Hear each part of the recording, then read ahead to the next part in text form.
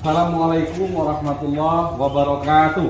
Waalaikumsalam warahmatullahi wabarakatuh. Apa kabar anak-anak semua? Alhamdulillah, luar biasa. Allahu Akbar. Terima kasih. Kayaknya semangat semua ini, semangat 45. Calon-calon pemimpin masa depan.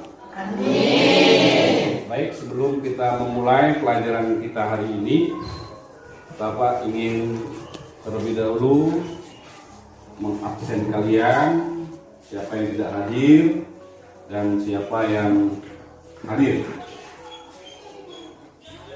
Andre ada ya, kemudian Anggun ada, Ardat juga ada, kayaknya lengkap vokal kita hari ini. Baik, pertemuan sebelumnya Bapak telah menjelaskan tentang makna hari akhir. Namun dalam kesempatan hari ini Bapak ingin membahas tentang berpikir kritis. Bismillahirrahmanirrahim. Sebelumnya, ini kompetensi dasar menganalisa dan mengevaluasi makna Quran surat Al-Imran ayat 190 dan 191. Hadis tentang berpikir kritis. Kemudian selanjutnya membaca. Kemudian mendemokrasikan hafalan. Kemudian selanjutnya menyajikan keterkaitan antara sikap kritis dengan ciri orang-orang berakal.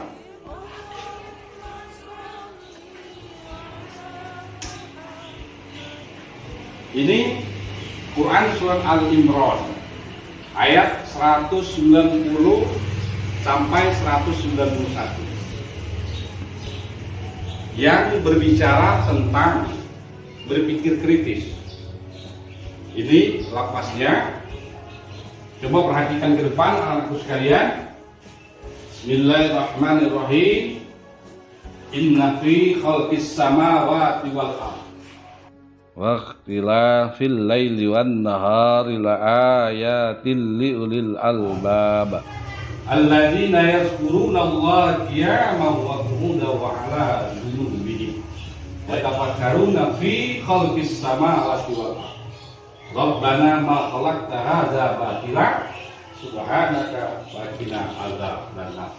Shadaqallahul azim. Terjemahan dari ayat tersebut, sesungguhnya dalam penciptaan langit dan bumi dan silih bergantinya malam dan siang terdapat tanda-tanda bagi orang-orang yang berakal.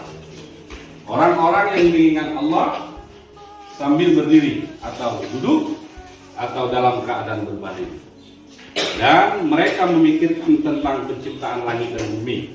Saya berkata, ya Tuhan kami, tidaklah Engkau menciptakan ini dengan sia-sia, maka maha suci Engkau, maka peliharalah kami dari siksaan neraka. Ini Quran surat Al-Imran ayat 190 sampai 190. Selanjutnya anak-anakku sekalian, kalian bisa melihat di depan. Ini mengidentifikasikan hukum bacaan tajwid. Seperti ini ada 4 kolom, 1, 2, 3, dan 4. Ya. Ustadz contohkan satu saja. Yang pertama, ini khalqis samawat.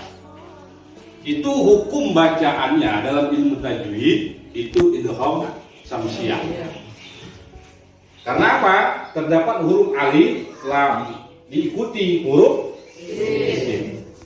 Untuk selanjutnya yang kedua, ketiga, dan empat dapat kalian pelajari, lihat. Kemudian ada penggalan kosakata ya. Penggalan kosakata seperti yang lapasnya ini, Ustaz bacakan. Alladzina yazkurunallah. Artinya orang-orang yang mengingat Allah. Kemudian bisa juga yang kayak gini, Rabbana. Rabbana ini ya Tuhan kami, dan seterusnya. Anak-anak sekalian, setiap Al-Quran, ayat demi ayat yang diturunkan oleh Allah ke permukaan bumi ini, itu ada namanya asbabun nuzul. Asbabun nuzul itu adalah sebab-sebab turunnya Al-Quran. Jadi Al-Quran itu turun tidak semerta-merta saja, tidak. Namun Al-Quran itu turun karena ada sebabnya. Paham? Paham? Nah, seperti asbabun nuzul Quran surah Al-Imran ayat 190 ayat 161. At-Tabrani dan Ibnu Abi Hatim meriwayatkan dari Ibnu Abbas, yang berkata, orang-orang kafir Quraisy mendatangi orang-orang Yahudi dan bertanya kepada mereka, apa tanda-tanda yang dibawa Musa kepada kalian? Orang-orang Yahudi itu menjawab, tongkat dan tangan yang putih bagi orang-orang yang melihatnya. Lalu orang-orang Quraisy itu mendatangi orang-orang Nasrani, lalu bertanya kepada mereka, apa tanda-tanda diperlihatkan Isa?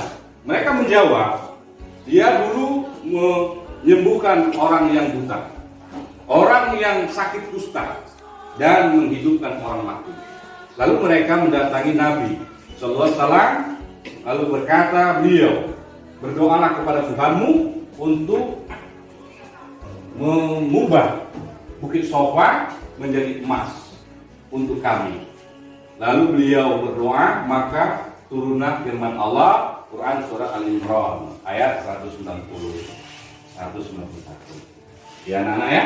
Jadi itu sebabnya. Berarti ayat itu turun dilantarankan ada sebab musababnya, tidak semerta-merta begitu saja. Oke, selanjutnya ya. Ini penjelasan ayat surat Al-Imran ayat 190 191 ini memiliki kandungan makna.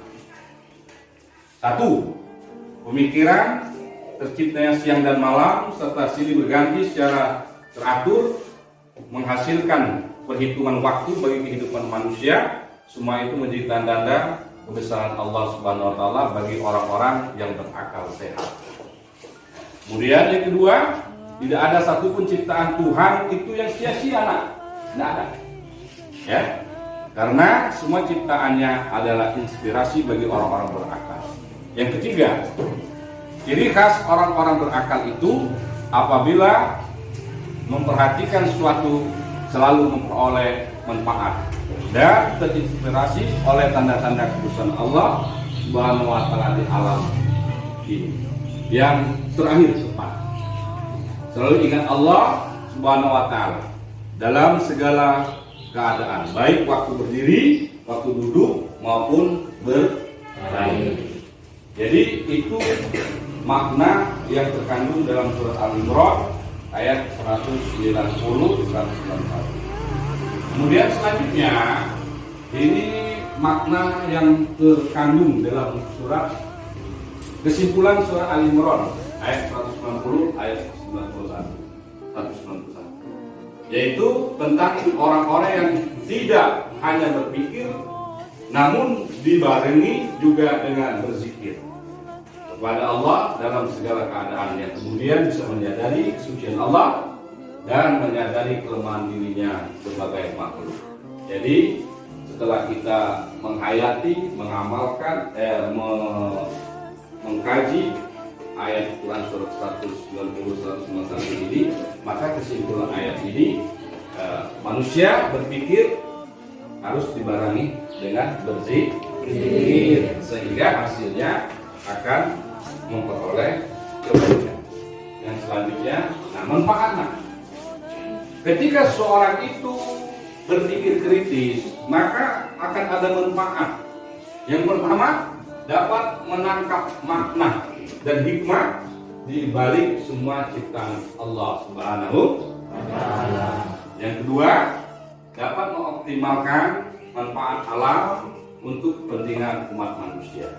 Yang ketiga, dapat mengambil inspirasi dari semua ciptaan Allah dalam mengembangkan iptek. Jadi dengan berpikir kritis membahas surat Al-Imran ayat 190 191 ini ya dapat mengambil inspirasi dari semua ciptaan Allah dalam mengembangkan iptek. Orang-orang barat banyak sekali memahami, memaknai, mengkritisi Al-Quran, ayat Al-Quran ini dalam arti kata mana bisa, kemudian dipraktekkan untuk kemajuan iptek.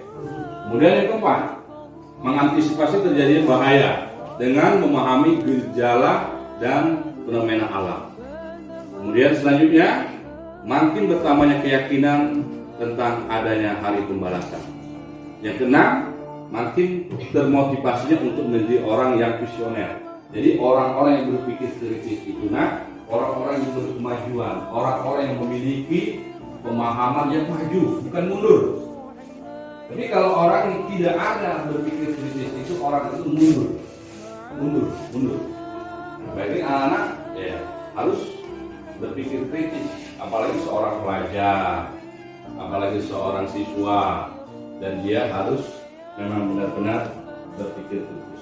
Sebelum Bapak mengakhiri pertemuan ini, ya, saya minta anak kalian untuk bertanya.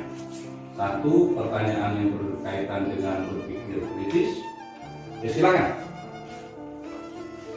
Assalamualaikum warahmatullahi wabarakatuh. Waalaikumsalam warahmatullahi wabarakatuh. Nama saya Indonesia Putri Anjani. Dari yang Bapak jelaskan tadi tentang berpikir kritis, apakah seseorang yang mengkritisi perintah termasuk radikalisme atau gimana? Tolong jelaskan, Pak. Oke, terima kasih. Ini pertanyaannya sangat hot sekali, ya, membuat Bapak berpikir ini. Apakah orang yang berpikir kritis itu termasuk radikalisme? Nah, ini suatu pertanyaan yang sangat berat. Kayak orang S2 aja ini.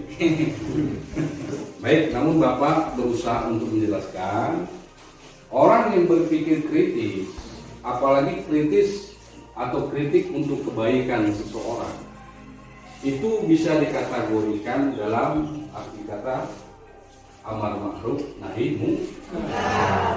Ya, mengajak orang berbuat kebaikan, mencegah dari orang berbuat kebaikan. Contoh di negeri kita ini beberapa bulan kebelakang itu lagi heboh. Seorang Profesor Dr. Din Samsudin yang menyuarakan kebangsaan, yang menyuarakan perdamaian, yang menyuarakan katakanlah kerukunan umat beragama bahkan dalam dunia, ketika dia mengkritisi pemerintah dikatakan radikalisme. Padahal apa yang beliau kritikan itu merupakan masukan, merupakan suatu hal yang baru yang harus katakanlah dijalankan paling tidak untuk pemerintah tersebut. Ya, dia bukan radikalisme, dia bukan katakanlah suatu orang-orang yang senang terhadap pemerintah atau kesatuan. Jadi anak-anakku, kalian tetaplah kritis.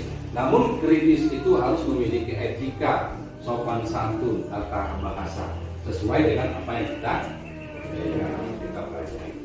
Oke, terima kasih, sangat baik, sangat bagus. Kita kasih aplaus lah keduanya. Sebelum Bapak mengakhiri pertemuan ini, Bapak akan memberikan tugas kepada kalian. Silakan kalian mencari dalil-dalil yang berkaitan dengan hadis Rasulullah yang mengarah kepada berpikir kritis. Untuk pertemuan selanjutnya tolong dibawa, nanti akan kita pelajari dan kita bahas bersama-sama. Oke, terima kasih. Semoga kita semua dalam lindungan Allah walaupun dalam kondisi COVID-19 ini, jaga kesehatan ya, semoga kita selalu sehat ya. Assalamualaikum warahmatullahi wabarakatuh. Waalaikumsalam warahmatullahi wabarakatuh. Oke, selanjutnya kita akan berjumpa dalam pertemuan berikutnya ya. Jaga kesehatan. Allahu Akbar. Allahu Akbar. Luar biasa.